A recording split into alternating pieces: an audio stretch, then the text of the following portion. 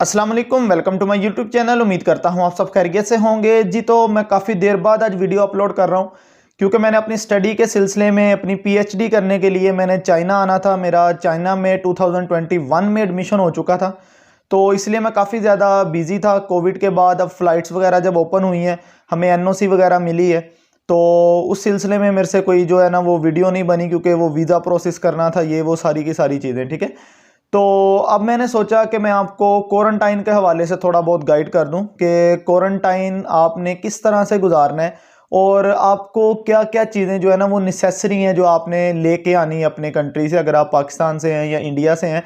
और मैं आपको इस वीडियो के अंदर कम्प्लीटली ये बता दूंगा कि आपका जो है वो कितना एक्सपेंस होगा, यहाँ पर आपने कितने पैसे अपने साथ लेके आने हैं। ठीक है, और उसके अलावा मैं आपको बता दूंगा यहाँ पर कि आपने खाने पीने के लिए कौन कौन सी चीज़ें लेके आनी है, क्योंकि क्वारंटाइन का खाना आपसे बिल्कुल नहीं खाया जाएगा, किसी सूरत नहीं खाया जाएगा। मैं आपको ज़रा डिटेल से वो भी बता देता हूँ क्या कुछ होता है उसके अंदर। ठीक है, तो वीडियो को लास्ट तक ज़रूर देखिएगा और इस वीडियो को देखने के बाद आपको किसी और दोस्त से कोई क्वेश्चन नहीं करना पड़ेगा कि भाई हम चाइना जा रहे हैं तो क्या लेके जाएं, क्या लेके आएँ, और खाने के लिए क्या लेके आएँ, कितने पैसे लेके आएँ। तो ये सारी की सारी डिटेल मैं आपको इस वीडियो के अंदर बता देता हूँ क्योंकि मेरा तो अब एक्सपीरियंस है, मैं अभी भी जो है वो क्वारंटाइन में हूँ क्योंकि चाइना की पॉलिसी के मुताबिक जो है वो 14 डेज़ क्वारंटाइन है। एक बात सबसे पहले आपको ये बात मैं क्लियर कर दूँ क्योंकि कुछ लोगों को अभी तक जो है वो इस बारे में ही नहीं पता कि जो क्वारंटाइन पीरियड है वो कितना है।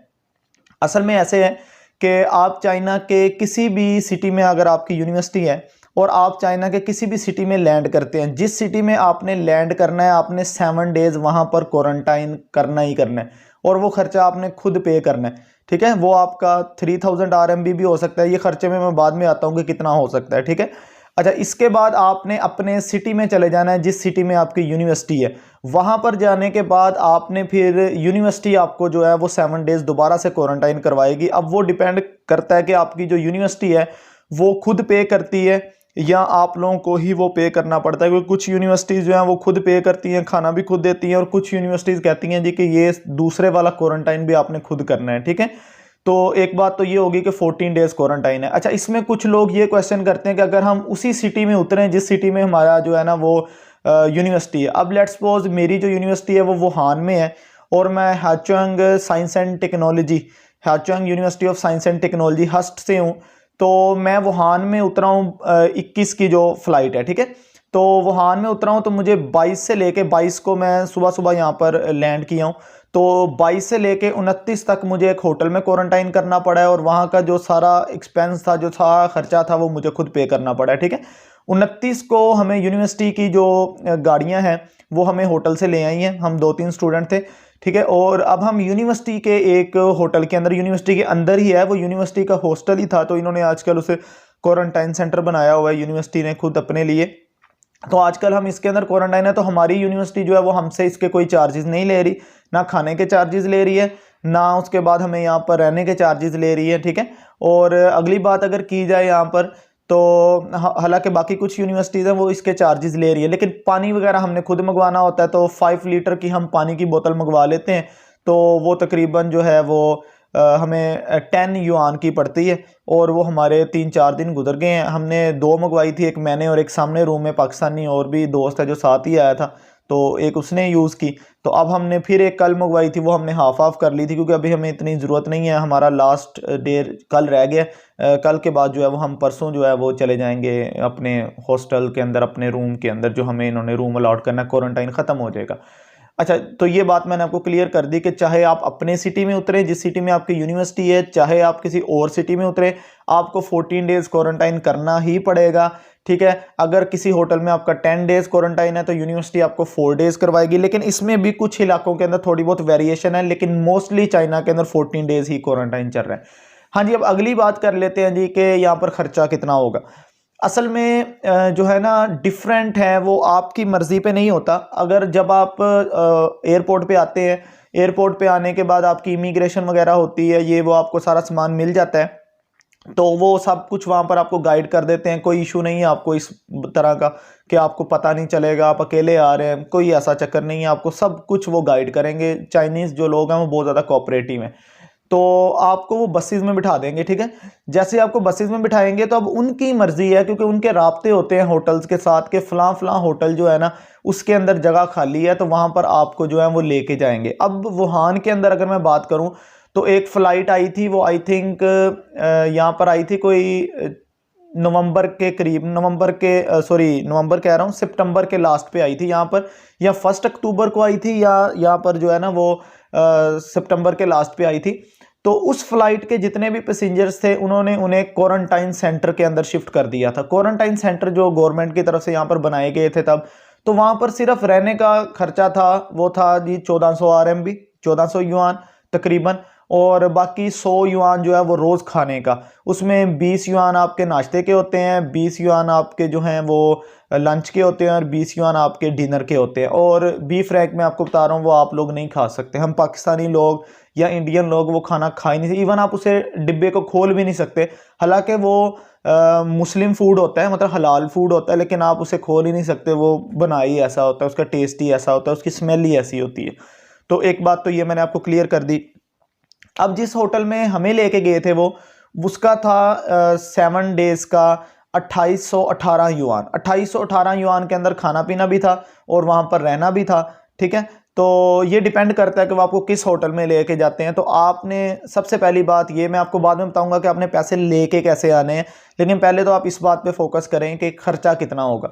तो खर्चा जो है जी वो यहाँ पर तकरीबन आपने जो फर्स्ट क्वारंटाइन का खर्चा लगाना है ना, वो आपने 3500 से 4000 RMB, 4000 RMB is more than enough. आपको बता रहा हूँ, जाके ज़्यादा बता रहा हूँ, आप प्रदेश में आ रहे हैं, यहाँ पर आपको जारी बात है कोई मुश्किल होगी तो फिर प्रॉब्लम हो सकती है थोड़ी बहुत, तो बेहतर यह है कि आप थोड़ा सा, मैं आपको एस्टीमेट ज़्यादा बता रहा हूँ, तो आप 3500 या अक्सर जगह पर 2100 में भी गुजारा हो रहा है, 2200 में भी गुजारा हो रहा है, 2400 में भी गुजारा हो रहा है। तो ये इतना खर्चा जो है ना आपका 3500 आपने इसका खर्चा एस्टीमेट लगा के आना है, ठीक है। अच्छा, इसे लगाने के बाद एस्टीमेट लगाना है, आपने इसका लगाना है, उसके बाद आपने यूनिवर्सिटी जाना है। वो आपको यूनिवर्सिटी से आपने पहले ही पूछ लेना है कितना खर्चा होगा।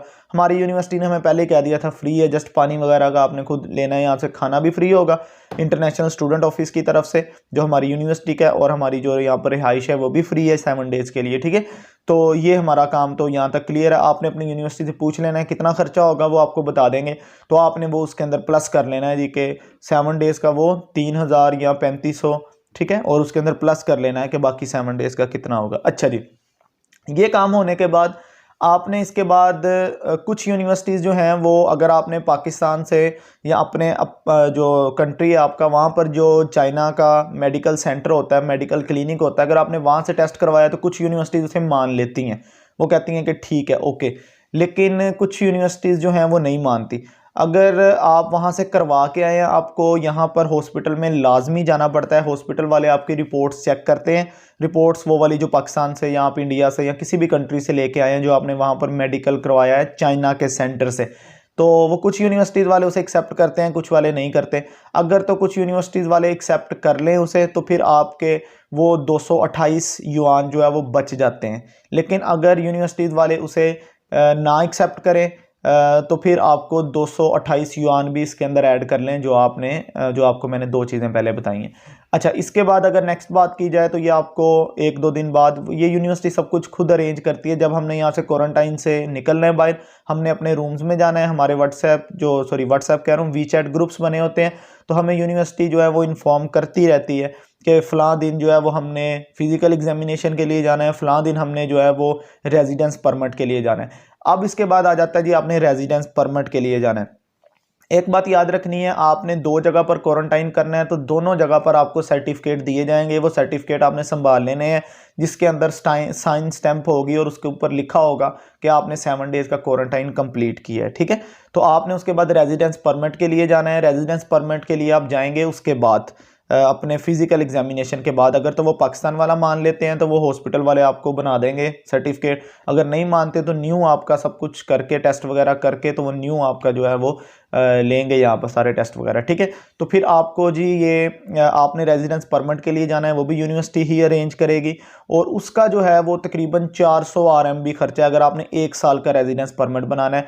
और चाइना आने से पहले आपने अपनी इंश्योरेंस लाजमी करवा लेनी है, लाजमी करवा लेनी है। मैं इसलिए 3 दफ़ा कहा है इसे क्योंकि यहाँ पर 3 से 4 लोगों को कोविड निकल आया तो उन्हें हॉस्पिटल में शिफ्ट कर दिया था इन्होंने, जो हम फर्स्ट क्वारंटाइन कर रहे थे उसके अंदर ये सूरत हाल हुई थी। तो उनका जो हॉस्पिटल में वो 4 से 5 दिन रहे हैं, उनका जो वहाँ पर ख़र्चा था वो 5,000 या 4,000 युआन था, जो कि पाकिस्तानी 1.5-2 लाख रुपया बन रहा है। लेकिन उन्होंने इंश्योरेंस करवाई हुई थी तो उन्होंने अपनी इंश्योरेंस चेक करवाई तो उनका सब कुछ फ्री में हुआ है। तो इसलिए कह रहा हूँ कि 800 युआन की 1 ईयर की इंश्योरेंस होनी है, वो आप ज़रूर करवाइएगा। अगर आप वो इंश्योरेंस नहीं करवा के आएंगे तो फिर डेफिनेटली आपको जो है वो प्रॉब्लम होगी। तो ये बात आप नोट कर लें, फिर आपने खुद पे करना है वो सारा। अगर आपकी इंश्योरेंस होगी तो फिर आपको खुद पे नहीं करना पड़ेगा, तो ये लाजमी आपने काम करना है। अच्छा जी, तो रेजिडेंस परमिट के लिए आपने चले जाना है, 400 RMB उसका खर्चा है। उसके बाद आपने जो है आपको जो स्टाइपेंड मिलेगा वो स्टाइपेंड आपको मिलने में कुछ यूनिवर्सिटीज़ तो महीना भी लगा देती हैं, कुछ 1.5 महीना भी लगा देती हैं और कुछ हफ्ते 10 दिन के अंदर भी स्टाइपेंड दे देती हैं। तो यहाँ पर जो खर्चा है तकरीबन 500 RMB, आपने 500-600 RMB उसका भी अपने पास रखना है ताकि आप जो है वो खाना पीना कर सकें। इतने लगेंगे नहीं लेकिन आप इतना रखिएगा। अच्छा, इसमें एक और चीज़ है, कुछ यूनिवर्सिटीज़ वाले जो हैं वो तो न्यू बिल्कुल ब्लैंकेट और बेड शीट वगैरह प्रोवाइड करते हैं, एक सेट पूरा देते हैं। कुछ यूनिवर्सिटीज़ वाले जो हैं वो ये चीज़ प्रोवाइड नहीं करते। अब जो हमारी यूनिवर्सिटी है वो ये चीज़ प्रोवाइड नहीं करती हमें ब्लैंकेट, क्योंकि यहाँ पर सर्दी काफ़ी ज़्यादा होती है चाइना के अंदर। तो हमने ब्लैंकेट वगैरह जो है वो खुद यहाँ से मतलब पाकिस्तान से तो नहीं ला सकते, क्योंकि आपको पता है कि वेट की जहाँ पर जो है रिस्ट्रिक्शन होती है कि इतने से ज़्यादा वेट नहीं ला सकते। तो यहाँ से आप परचेज़ करेंगे ना बेड शीट और ये कंबल, और अच्छी किस्म के यहाँ पर कंबल और रज़ाइयाँ वगैरह मिल जाती हैं और बड़ी ज़बरदस्त किस्म की हैं, मतलब आपने पाकिस्तान के अंदर शायद वैसी देखी भी ना हो। तो आपका तकरीबन 100 से 120-130 RMB तक, युआन तक, RMB मीन्स युआन तक खर्चा आता है। तो उससे फिर आपका जो है ना वो काम चल जाता है। तो मैं टोटल जो आपको बताता हूँ ना कि अगर तो आपकी यूनिवर्सिटी कहती है कि हम अब जो सेकंड आपका क्वारंटाइन है वो यूनिवर्सिटी पे करेगी, खाना भी यूनिवर्सिटी पे करेगी, तो आपके पास मेरे ख्याल से जो है वो 6,000 से 7,000 RMB होने चाहिए हर सूरत। अगर आपकी यूनिवर्सिटी कह देती है जी कि वो हम पे करेंगे, तो फिर आपके पास जो है मतलब अगर आपकी यूनिवर्सिटी कह देती है कि हम पे कर देते हैं तो आपको पे करने की ज़रूरत नहीं है, तो फिर आपके पास 5,000 RMB भी होंगे तो वो भी इनफ है। मतलब 5,500 RMB इतने होंगे ना तो वो इनफ है, आपका गुजारा हो जाएगा। अच्छा, अब जो सबसे इम्पोर्टेंट बात मैं आपसे करने वाला हूँ, अब आपने पाकिस्तान से लेके क्या आना है। यहाँ पर ना सर्दी काफ़ी ज़्यादा होती है वुहान के अंदर भी, और चाइना में अक्सर इलाकों में सर्दी ज़्यादा है, पाकिस्तान से तो काफ़ी ज़्यादा है। तो यहाँ पर ना पाकिस्तानी कपड़े तो बिल्कुल नहीं चलने, मतलब आप ना पाकिस्तान से कोई 3-4 शर्ट्स ले आइएगा। आजकल सर्दी है तो कोशिश कीजिएगा कि फुल बाजू शर्ट्स वगैरह ले आइएगा। तो अब हम तो यहाँ पर रूम में हैं, एसी लगा हुआ है, एसी का हीटर चला लेते हैं तो गुजारा हो जाता है अच्छा भला। बाहर निकलेंगे तो बाहर भी आजकल कुछ गुजारा हो रहा है, लेकिन कुछ इलाकों के अंदर सर्दी काफ़ी ज़्यादा पड़नी शुरू हो गई है। वुहान के अंदर भी बर्फ़बारी होती है तो पाकिस्तानी कपड़े नहीं चलते। जैकेट वगैरह ये वो कोई आर्जी तौर पे पहनने के लिए ले आइएगा, लेकिन आपको जैकेट वगैरह यहीं से लेनी पड़ेगी, चाहे आपको महीने बाद लेनी पड़े, 10 दिन बाद लेनी पड़े। चीज़ें ज़्यादा महंगी नहीं है यहाँ पर, चीज़ें सस्ती हैं, गुजारा हो जाता है, ईजीली हो जाता है। ठीक है, तो ये एक तो चीज़ आपने जो मेन मकसद है मेरा बात करने का ना कि आप कपड़ों पे इतना ज़्यादा फोकस ना कीजिएगा। ये मैं लड़कों के लिए बात कर रहा हूँ, लड़कियों ने तो खैर माननी नहीं है, लड़कियों ने तो अपने सारे कपड़े कुपड़े ये वो सब कुछ ही रखना होता है। उन्होंने तो बस आपको पता है सबको, आपके हम फीमेल्स को तो वैसे भी नहीं रोक सकते ना कि बहन आप कपड़े ना लेके आना इतने ज़्यादा, अपने अपने बस गुजारे के मुताबिक ले आना नहीं। उन्होंने फिर 4 ईदों के भी रखने होते हैं, फिर किसी फ़लाँ फंक्शन पे जाना पड़ गया तो ये रख लिया वो रख लिया, इस तरह कर करके उन्होंने पूरा बैग भर लेना होता है। तो बेहतर ये है कि कपड़े थोड़े लेके आएँ, खाने की चीज़ें ज़्यादा लेके आएँ। ये मैं आपको पहले क्लियर कर रहा हूँ, क्योंकि अगर आप खाने की चीज़ें नहीं लेके आएंगे ना तो आपसे वो 7 डेज़ का क्वारंटाइन नहीं पूरा होना। यूनिवर्सिटी का क्वारंटाइन फिर गुजारा हो जाता है। यहाँ पर जो है वो हमें अच्छा मिल रहा है, मैं अपनी यूनिवर्सिटी की बात कर रहा हूँ, हस्ट की। हमें जो खाना प्रोवाइड कर रहे हैं ये मुस्लिम हलाल कंटीन है यहाँ पर, उसका खाना है तो बड़ा अच्छा खाना है, मतलब हमारा गुजारा हो जाता है। लेकिन कुछ यूनिवर्सिटीज़ में नहीं हो रहा गुजारा बच्चों का जो सेकंड क्वारंटाइन कर रहे हैं, और फर्स्ट क्वारंटाइन में तो आपका किसी सूरत गुजारा हो ही नहीं सकता, पॉसिबल ही नहीं है। वहाँ पर आप मुस्लिम फूड ही मंगवाएंगे, लेकिन वहाँ की मैं आपको बात बता देता हूँ कि वहाँ पर आपको उबले चावल आ जाएंगे सुबह शाम, दोपहर को और शाम को। सुबह को एक उबला हुआ अंडा आ जाएगा, और वो चावल ही जस्ट खा सकते हैं आप। चावल के अलावा उबली सब्जियां होती हैं या कुछ मछली पूरी की पूरी रखी होती है, वो भी हाफ कुक्ड होती है, तो ये यार आप बिल्कुल नहीं खा सकते ना। मतलब सवाल ही नहीं पैदा होता कि जो बंदा फर्स्ट टाइम आ रहा है चाइना में वो खा ले ये सारी चीज़ें। तो मैं आपको सिर्फ यही रिक्वेस्ट करूँगा कि आप लोगों ने एक तो जो ड्राई फ्रूट है वो खजूरें, चने, इस तरह की चीज़ें ये अपने साथ लेके आएँ, ठीक है। अच्छा, उसके अलावा रेडी टू ईट मील के ना डिब्बे मिलते हैं, टीन पैक्स मिलते हैं। उसके अंदर मतलब वो कीमा भी हो सकता है, हलीम भी हो सकता है, वो डिफरेंट मॉल्स वगैरह से मिल जाते हैं पाकिस्तान में।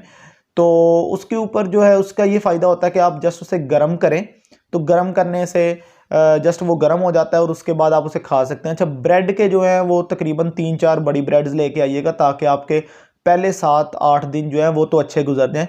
ब्रेड वगैरह लेके आइएगा। तो मैं इसीलिए आपको कह रहा हूँ कि कपड़े थोड़े से कम कर लीजिएगा, खाने पीने पे कंप्रोमाइज़ ना कीजिएगा।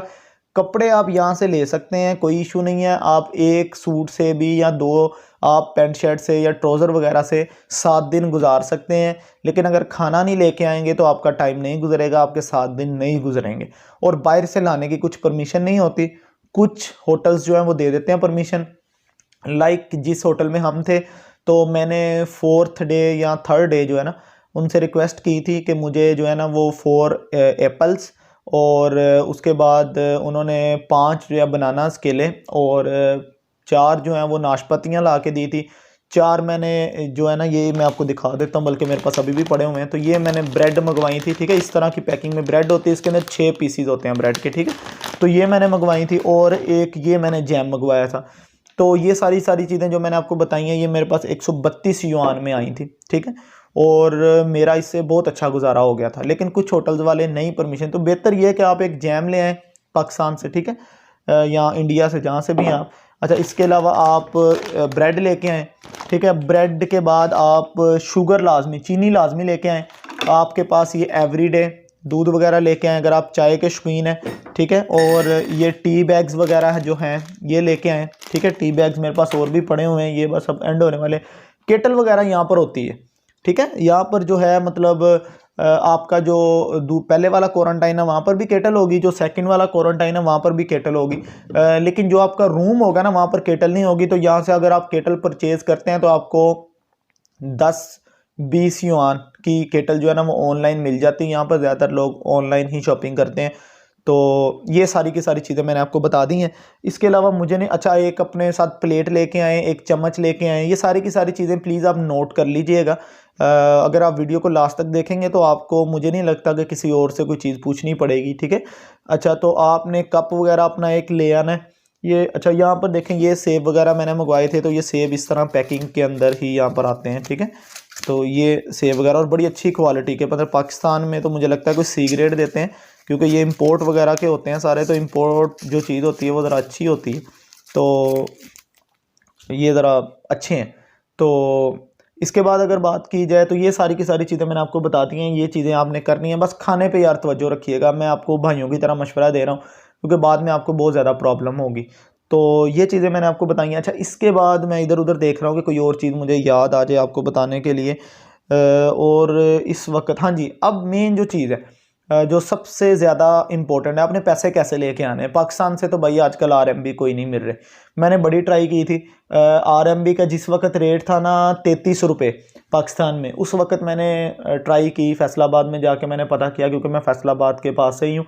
तो मैंने वहाँ पे जाके पता किया, तो मुझे कहते जी कि 35 रुपये रेट लगेगा। एक ने कहा 35 रुपये, एक ने 35.5 रुपये, और एक ने कहा जी कि आपके पास, हमारे पास जो है ना, वो एक कह रहा था 1400 पड़े हैं, एक कह रहा था 800 पड़े हैं। वो जस्ट 2200 बन रहे थे और मुझे चाहिए थे 12,000। तो काम ज़रा मुश्किल था, क्योंकि हमने 2 बंदों ने आना था। तो फिर मैंने क्या किया कि ढूंढता रहा, नहीं मिले। मैंने सोचा, मैंने कहा कि 1 माह बाद तकरीबन, तब मेरे आने में कोई 20 दिन रह गए थे, तो मैंने कहा चलो फैसलाबाद का फिर चक्कर लगेगा, तो मैं शॉपिंग वगैरह जो है वो करने आऊँगा, तो फिर पता कर लूँगा। फिर पता करने गया हूँ तो मैंने सारी दुकानें वहाँ पर करेंसी एक्सचेंज की फिरी हैं, सब ने मना कर दिया। उन्होंने कहा जी है ही नहीं, सब सेल आउट हो गया। अच्छा जी, तो फिर चाइना के अंदर ही मेरे एक भाई हैं, भाई कह ले, दोस्त कह ले, मतलब बहुत अच्छा रिलेशन है उनके साथ, भाइयों की तरह, भाइयों से भी शायद ज़्यादा ही है। तो उनसे मेरी बात हुई, तो उनके किसी दोस्त ने पाकिस्तान के अंदर पैसे भेजने थे, वो यहाँ से पोस्ट डॉक कर रहे हैं। तो मैंने उन्हें जो है वो उनसे फिर मैंने 35 रुपये के हिसाब से मैंने उन्हें कहा कि भाई आप ना अपने अकाउंट में पैसे रखवा लें, क्योंकि यहाँ पर चाइना के अंदर अगर आपके पास हार्ड कैश नहीं है ना, मतलब नोट नहीं है आपके पास, तो कोई इशू नहीं है। आपके पास मोबाइल के अंदर वी चैट के अंदर या अली पे के अंदर पैसे हैं तो हर जगह पर वो चलते हैं। इवन मतलब एक मजाक से मैं बात कर रहा हूँ कि यहाँ पर जो मांगने वाले हैं ना, अगर हों तो पहली बात तो होंगे नहीं, मैं अभी बाहर निकला नहीं हूँ यहाँ पर, अगर होंगे तो वो भी क्यूआर कोड सामने कर देते हैं कि भाई इसे स्कैन करो और हमें पैसे दो, ठीक है। तो इस तरह का यहाँ पर सीन है। तो मुझे तो 1 रुपया भी नहीं, मतलब मेरी जेब में 1 युआन, मैंने अभी तक अपनी नज़रों से 1 युआन भी नहीं देखा कि युआन होता क्या था। तस्वीरों में देखा है, वैसे नहीं मैंने देखा। तो मैं पाकिस्तान से $100 ले आया था एहतियातन, ताकि अगर डॉलर को एक्सचेंज करना हो तो ज़रा इजी होता, लेकिन मुझे उसकी भी ज़रूरत नहीं पड़ी। मैंने अपने इधर जो भाई हैं, जो दोस्त हैं, उन्हें मैंने कहा था कि भाई आप मेरे 12,000 RMB अपने पास सेव कर लें और मुझे बताएं कि पैसे कहाँ पर देने हैं। तो उन्होंने मुझे पाकिस्तानी अकाउंट बताए थे, तो मैंने वहाँ पर कोई आई थिंक 4,20,000 था या कितना बनता है, 12,000 को 35 से ज़रब करके देख लें, आपको आइडिया हो जाएगा। तो उतने पैसे मैंने उनके अकाउंट में पाकिस्तान में ट्रांसफ़र कर दिए थे। तो वो जो भाई के दोस्त थे उन्होंने भाई को ट्रांसफ़र कर दी। अब जब मैं होटल में पहुंचा हूं तो वहाँ पर उन्होंने कहा, कुछ होटल वाले कर लेते हैं, अक्सर कर लेते हैं, बहुत ज़्यादा कोऑपरेटिव है, मैंने आपको बताया। तो वो कहते हैं जी कि आप कल हमें पे कर दें, परसों पे कर दें, वो कोई इशू नहीं है। अच्छा, एक चीज़ सबसे इंपॉर्टेंट यहाँ पर मुझे दरमियान में याद आ गई है कि आपने पाकिस्तानी यहाँ पर मास्टर कार्ड या वीज़ा कार्ड कुछ बैंक के चलते हैं, कुछ के नहीं चलते। अब हमारे साथ जो है वो, जब हम जिस फ़्लाइट में आए थे, हम तकरीबन कोई 15-20 स्टूडेंट आए थे। तो जो वुहान में हम लैंड किए हैं, जो इधर ही यूनिवर्सिटीज़ के हैं, वुहान के अंदर भी कोई 8-10 यूनिवर्सिटीज़ हैं। तो किसी का एक आधे का जो है वो चल गया था यहाँ पर, वो क्रेडिट का वो ATM कार्ड, एक आधे का नहीं चला था, 2 स्टूडेंट लेके आए थे। तो बेहतर है कि ना लेके आएँ, ठीक है। तो आपका कोई दोस्त है तो वो सबसे बेस्ट ऑप्शन है आपके पास कि उसे पाकिस्तान के अंदर पे कर दें, ठीक है, और इधर आप उससे पैसे सेव करवा लें। अब मैं जब होटल में गया हूँ तो मैंने वहाँ पर उनसे जब बातचीत की तो मेरे पास नहीं थे, मैंने भाई को उसी टाइम मैसेज किया है वी चैट पे। वी चैट आपका चलेगा, वी चैट का कोई इशू नहीं है, वी चैट का तकरीबन हर जगह पे चलेगा। VPN वगैरह ज़रूर करके लाइएगा और किसी से पूछिएगा। मुझे भी, मेरे पास भी VPN थे लेकिन वो चल नहीं रहे थे फ्री वाले यहाँ पर। फिर मुझे थोड़े दिन पहले किसी ने एक VPN सेंड किया, मैंने वो किया तो वो फ्री में ही है, लेकिन वो बहुत अच्छा चल रहा है। तो VPN आपको यहाँ से परचेज़ ही करना पड़ेगा, बाद में ना आपने डाउनलोड वगैरह कर लेना है। तो एप्पल वगैरह जो मोबाइल हैं वो ज़रा इजीली चल जाते हैं, तो ये इजीली नहीं चलते। जो एंड्रॉयड वगैरह, इनके अंदर ऐप्स वगैरह जो भी आपने करके आनी है ना ऐप, कोशिश कीजिएगा वहाँ से करके आइएगा और अपने घर वालों को वी चैट वगैरह बना के दे के आइएगा ताकि आप उनसे रब्ता वगैरह कर सकें, ठीक है। अच्छा जी, तो मैंने भाई को फिर मैसेज किया वी चैट पे, मैंने भाई को तस्वीर सेंड की उसके कोड की। मैंने उन्हें कहा कि हमें अली पे का कोड दें, क्योंकि भाई ने मुझे कहा था कि अली पे का कोड लेना है इनसे, क्योंकि भाई का अकाउंट अली पे में होगा। तो मैंने अली पे का वो लिया QR कोड, उनसे तस्वीर खींची, भाई को सेंड की और मैंने भाई से बताया कि इन्हें 2818 RMB जो है ना वो सेंड कर दें। तो भाई ने उसी टाइम विदिन मतलब 1 मिनट के अंदर अंदर भाई ने सेंड करके मुझे स्क्रीनशॉट सेंड कर दिया। मैंने उन्हें दिखा दिया, उन्होंने कहा ओके। अच्छा, उसके बाद जो मैंने 132 RMB की ये चीज़ें मैं आपको बता रहा हूँ, ये मैंने वहाँ पर परचेज़ की। तो मैंने वी चैट पे ही वो रूम के अंदर ही वो लगा होता है QR कोड, उसे स्कैन किया और मैंने उससे कहा जी कि मुझे ये चीज़ें चाहिए। मैंने कहा जी बिल कितना है, उसने कहा जी 132 RMB। मैंने भाई को कहा कि भाई ये इस तरह सेंड कर दें, तो भाई ने उसे सेंड कर दिया। इधर मैंने 2 दफ़ा पानी की बोतल्स मंगवाई हैं, तो मैंने भाई को मैसेज किया वी चैट पे कि भाई ये QR कोड है, तो इधर आप जो है ना वो सेंड कर दें। तो अगर आपका कोई दोस्त है तो इससे अच्छी बात कोई भी नहीं है। आपको ये ज़लालत नहीं करनी पड़ेगी कि पाकिस्तान के अंदर ढूंढ रहे, पाकिस्तान से RMB आपको इतने ज़्यादा मिलेंगे भी नहीं अब, ठीक है। RMB बहुत कम, युआन बहुत कम जो है वो यूज़ होते हैं पाकिस्तान के अंदर। तो एक तो चीज़ मैंने आपको ये क्लियर कर दी है कि यहाँ पर पैसों की आपको बिल्कुल ज़रूरत नहीं पड़ेगी, हार्ड कैश की, ठीक है। बाकी आप वैसे ले आए, मतलब कि किसी को दोस्त को कह के सेव करवाते हैं, तो वो सबसे ही बेस्ट ऑप्शन वो है। तो ये चीज़ें मैंने आपको बताई हैं। तो इसके अलावा नेक्स्ट एक वीडियो बनाऊंगा, उसके अंदर मैं आपको थोड़ा सा जो है ना वो गाइड करूंगा कि किस एयरलाइन के ज़रिए जो है ना वो आना चाहिए और किस एयरलाइन, क्योंकि अब तो हम बहुत ज़्यादा लोगों के साथ अटैच हो चुके हैं, इधर बहुत से दोस्त आ रहे हैं, डिफरेंट रूट से आ रहे हैं। तो ये काफ़ी ज़्यादा मतलब उनके साथ इशू बन रहा है, ट्रेजिडीज़ हो रही हैं। तो मैं आपको बता दूंगा कि किस एयरलाइन को आपने चूज़ करना है। तो ये जो वीडियो मैंने आपको बताई है, मैंने अपनी तरफ से पूरी कोशिश की है कि आपको एक एक चीज़ क्लियर कर दूं, क्योंकि मैं नहीं चाहता कि आप लोगों को कोई प्रॉब्लम फेस करनी पड़े जो हमें फेस करनी पड़ी। हालांकि हमें भी दोस्तों ने गाइड कर दिया था, हम रेडी टू ईट मील के डिब्बे वगैरह ले आए थे। मेरा तो क्वारंटाइन अच्छा गुजर गया था, मतलब ठीक है। मैंने वो उबले चावल आते थे उनके ऊपर कभी कीमा डाल के कभी वो हलीम डाल के तो मैंने गुजारा कर लिया। इधर वाला खाना माशाल्लाह वैसे ही बहुत अच्छा है, कोई इतना इशू नहीं है। मतलब फ़िश होती है, साथ चावल भी उबले नहीं होते, दूसरे नमकीन जो चावल है उसके अंदर मटर कभी डले होते हैं, कभी मकई के दाने जिसे कॉर्न कहते हैं वो डला होता है। तो ये सारी की सारी चीज़ें जो है ना वो मैंने आपको गाइड कर दी हैं। तो आप लोग भी अपनी तैयारी करके आइएगा। और ये जस्ट आप ये कह लें कि क्वारंटाइन के दिन थोड़े से मुश्किल हैं, उसके बाद आपने इजी हो जाना है। यूनिवर्सिटी के अंदर सब कुछ ही मिलता है। तो इंशाल्लाह नेक्स्ट वीडियो जो मैं बनाऊंगा वो आपको मैं एयरलाइंस के बारे में बता दूंगा कि किस एयरलाइन से आपको आना चाहिए। तो उम्मीद है कि आपको ये वीडियो जो है वो पसंद आई होगी। अगर आपको वीडियो पसंद आई है तो वीडियो को ज़रूर लाइक कर दीजिए और चैनल को भी सब्सक्राइब कर दीजिए ताकि मेरी आने वाली तमाम वीडियोज़ आप तक आसानी से पहुँच सकें। थैंक यू, अल्लाह हाफिज़।